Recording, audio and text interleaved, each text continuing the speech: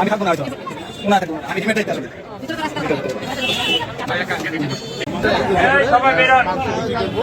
আর আমরা আসলে জেলা প্রশাসনের পক্ষ থেকে কিছু ভর্তুকি দিচ্ছি।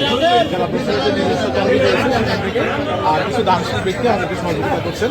আমরা যদি টাকার পর্যাপ্ত সংস্থান থাকে আমরা এটি কন্টিনিউ করবো। আপাতত আমরা সপ্তাহে প্রতি 2 দিন বুধবার এবং বৃহস্পতিবার এই দুটি মাংস বিক্রি করবো। আর ডিমও বিক্রি হবে ডজন, আনুমানিক প্রতি ডজন 100 টাকা করে। এটা আসলে দাম কম বেশি হয়, আমরা চেষ্টা করি 100 টাকার মধ্যে রাখার জন্য। আর উপজেলা পর্যায়ে যদি উপজেলা পর্যায়ে আসলে সেরকম তো জিরোর সাথে সেরকম ফান্ড নেই, জেলা প্রশাসনের যেরকম নিজস্ব তহবিল রয়েছে, তারপরেও তারা যদি নিজস্ব ব্যবস্থাপনা করতে পারে বা কোনো দানশীল ব্যক্তি সহযোগিতা করার জন্য আমরা সেটাকে সাধুবাদ জানাবো, চেষ্টা করি কিছু